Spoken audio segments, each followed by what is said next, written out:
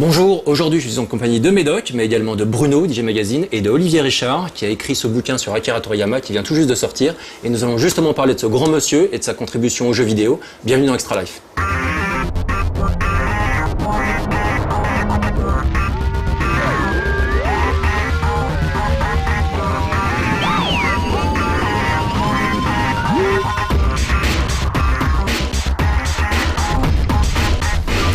Alors on va attaquer direct avec toi Olivier, est-ce que tu peux nous parler un petit peu de te présenter et nous parler de ton parcours? J'ai pris le métro pour venir ici. À part ça, sinon j'ai commencé à m'intéresser à la bande dessinée, à la science-fiction tout petit, parce que je faisais un fanzine, mon premier fanzine j'ai fait quand j'avais 14 ans sur le cinéma fantastique. Et en ce qui concerne tout ce qui est Japon, vous voyez déjà quelques films d'animation. Et comme je fais partie de la génération qui a découvert Goldorak à la télé, enfin j'avais 12 ans. Et de fil en aiguille, j'ai travaillé dans le journalisme, j'ai collaboré à Rock'n'Folk, à Player One, etc. Après, j'ai travaillé à la télévision, je me suis occupé sur MCM de l'émission, je travaillais à Télévisateur 2 avec les gens de Player One. Et je faisais la rubrique cinéma. Et ensuite, je suis arrivé sur MCM où je me suis occupé de l'émission Manga Zone. Et après, j'en ai dirigé les programmes. Et donc, j'ai eu le loisir de programmer des dessins animés intéressants, notamment du dessin animé japonais. Et maintenant, j'écris des livres que j'espère qui plairont aux gens. Voilà. Ok. Est-ce que tu veux me parler un petit peu de la genèse de celui-là? Pourquoi Akira Toriyama?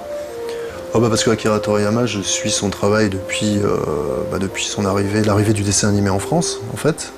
Et je me suis particulièrement intéressé à son travail quand les bandes dessinées ont commencé à sortir, puisque à l'époque, à Player, on avait organisé un partenariat avec Glénat pour parrainer justement Dragon Ball. Donc il y a un petit logo Player One qui se trouve à la fin des premiers numéros de Player One, de Dragon Ball qui était sorti en kiosque à l'époque. Et en fait, moi, ce qui m'a intéressé chez Toriyama, c'est que c'est un artiste vraiment très particulier, c'est un grand scénariste, c'est un dessinateur vraiment formidable, qui est capable de faire de l'humour, de l'action, du super-héros, de plein de choses. Et en fait, récemment, je cherchais des informations sur ce qu'il avait fait après ces derniers temps. Et j'ai galéré comme un malade sur internet pour trouver des infos. Donc après il y a des trucs géniaux, il y a un blog hongrois formidable, un chinois génial qui a un blog formidable avec tout.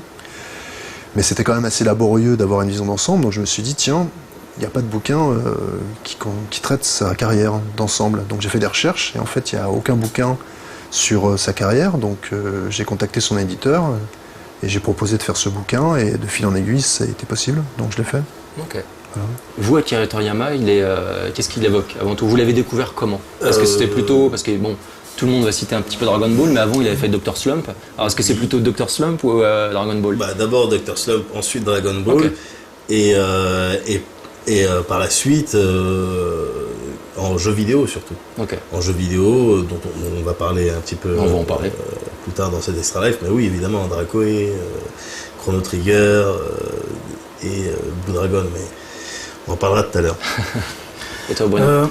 Moi, c'est par rapport au dessin animé Dragon Ball, quand il est arrivé en France, donc ça remonte à loin. Moi, je ne sais plus si Dr Slump avait été diffusé avant ou pas, c'est assez vague dans mon esprit, mais j'adorais le dessin animé, mais j'attendais surtout la traduction du manga.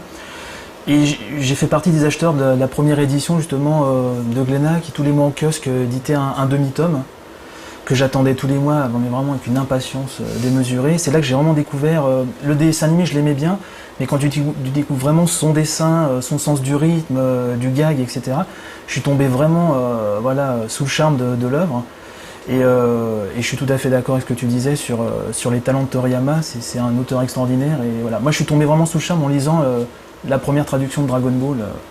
Voilà, et après j'ai enchaîné sur Dr Slump, j'ai acheté tout Toriyama ensuite. D'accord. Ouais, les BD à mon avis sont nettement supérieurs aux dessins animés. Oui, entièrement d'accord. Moi, le problème de ces dessins animés, c'est surtout des BZ.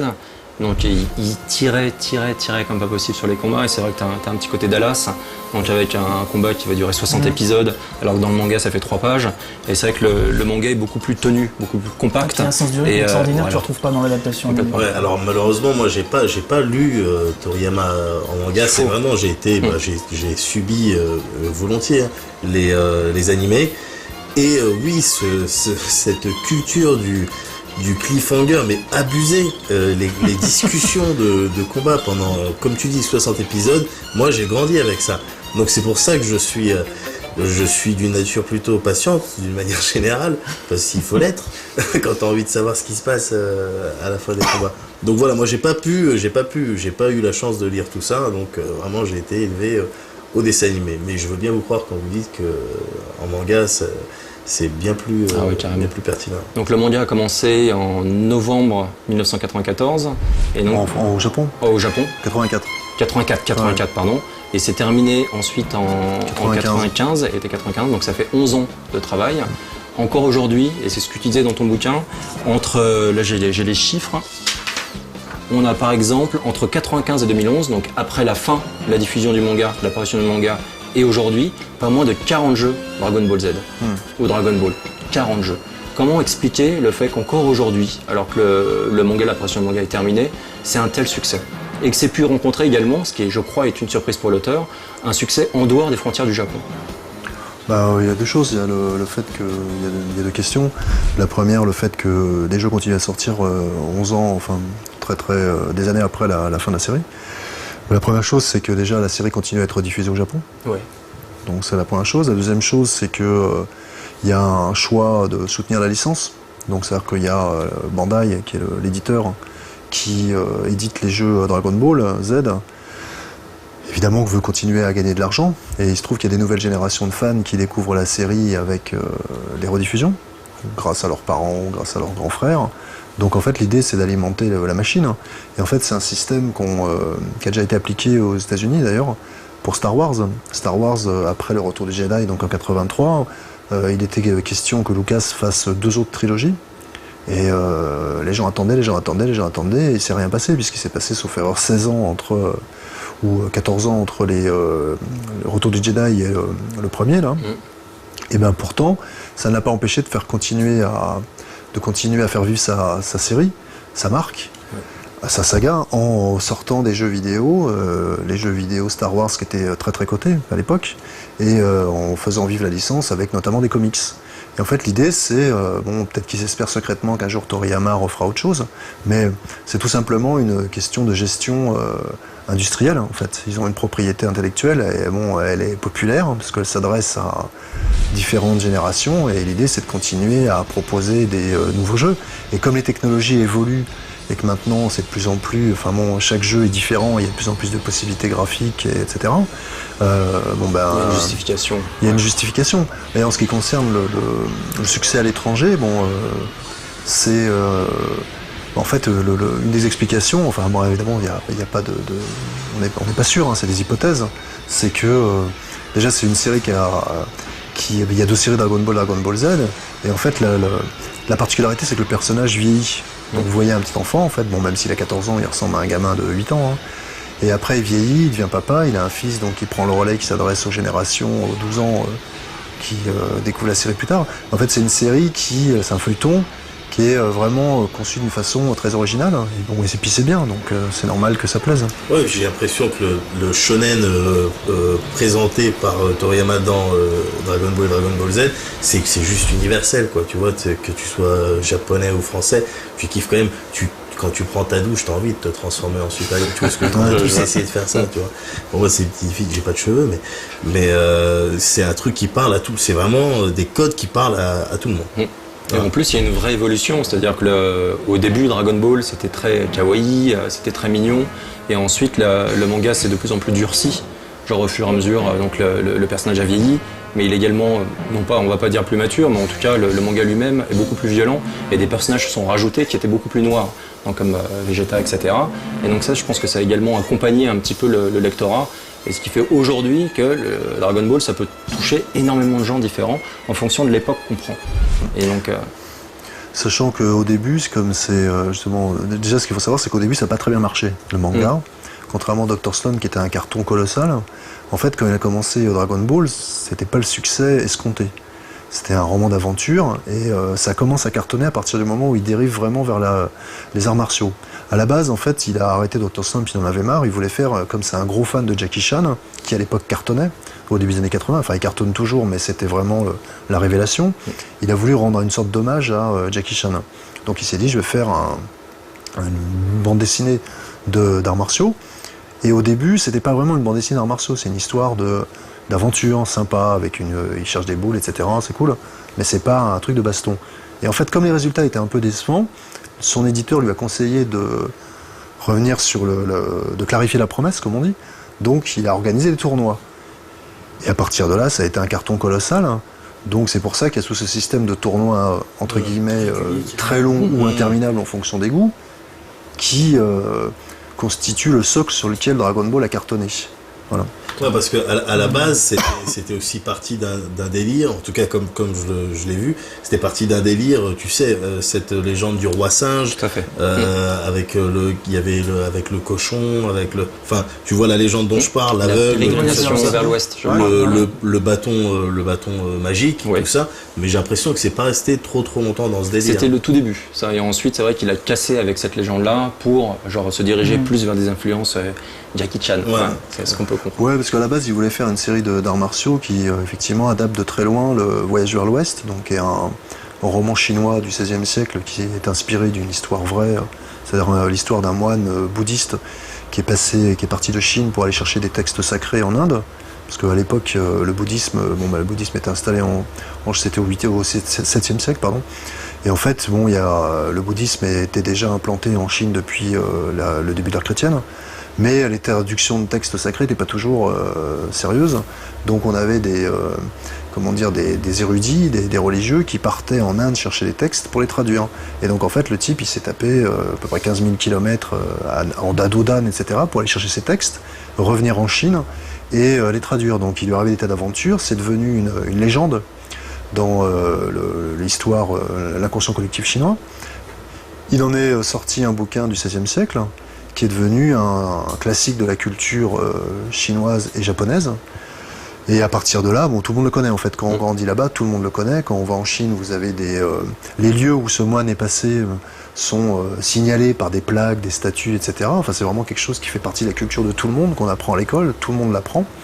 Et donc Toriyama, quand il a fait ça, il voulait en faire une version plutôt fun. Oui. À la base, ses premiers dessins, c'était quand même le singe. Le personnage du roi singe, il avait fait un singe. Et après, comme ça avait déjà été adapté, notamment par Tezuka, de façon assez fidèle, il s'est dit, qu'est-ce que je vais apporter de plus? Peut-être qu'il s'est dit, c'est peut-être aussi craignos de passer après Tezuka.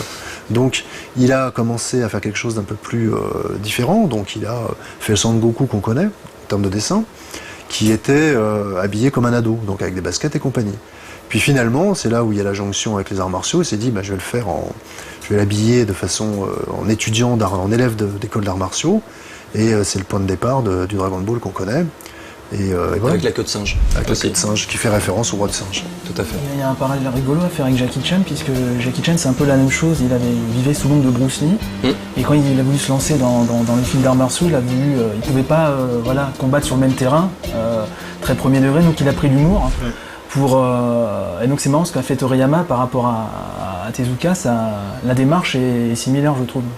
C'est assez sympa Je voudrais juste revenir sur Jackie Chan, parce que je me rappelle d'une anecdote, j'avais une interview il y a très longtemps de Toriyama qui avait été traduite par un magazine français, où il disait justement qu'il regardait beaucoup de vidéos de films de Jackie Chan pour concevoir les premiers combats de Dragon Ball.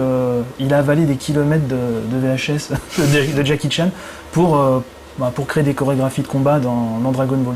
Je sais même pas si c'est dans les mangas carrément qu'il en parle, mais j'avais lu ça m'avait assez marqué. Oui, il en parle, il le revendique. De toute façon, ils se sont rencontrés dans les années 80, il y avait des photos où on voit Toriyama avec Jackie en transe, parce que quand il rencontre son idole, clairement on voit qu'il est heureux.